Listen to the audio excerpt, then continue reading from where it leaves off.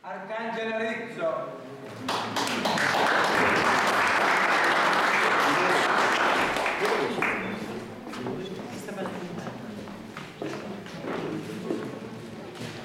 La poesia si intitola Rosa di maggio. Se io potessi essere da rosa che grape gli occhi la mattina, truzzata dallo sole che si posa e alliscia la sua pelle così fina, spargissi lo petali al vento e lo profumo, un cenno si inattia, portassi lo mercano turbamento di musica, d'amore e poesia. Io sogno un giorno immenso al deserto, chi cerca acqua pisa a beverare, e tanno lave voci a cielo aperto, sperando di sentire cantare. Non ce ne sono rose senza spine, è vero, e mi manca lo coraggio.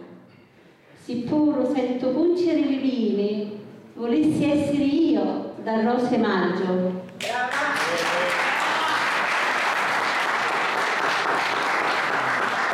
Ed ecco la Rosa Arcangela.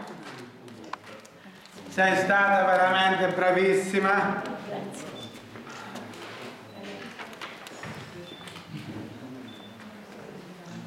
E noi tutti qua sappiamo il valore di Arcangela Rizzo,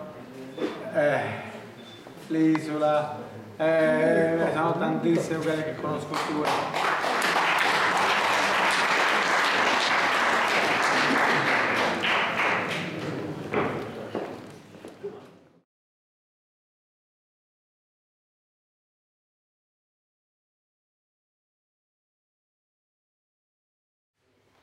Lacrime di cielo.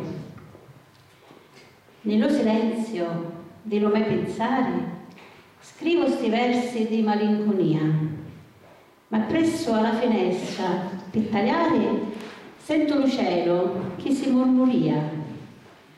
Sono le nebbie che vogliono portare scruscio di giorni e lampi alla chiaria, arboli e foglie vido annarvoleare, ripiglio e riscrivo la mia poesia.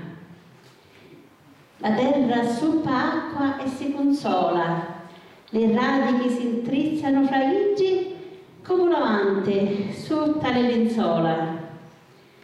E io come fanno i piccirilli, senza paracqua me ne vaio fora, facendomi bagnare le capigli. Coglio due gocciolini di lacrime di cielo, tali me mano, e dico grazie a Dio. Grazie.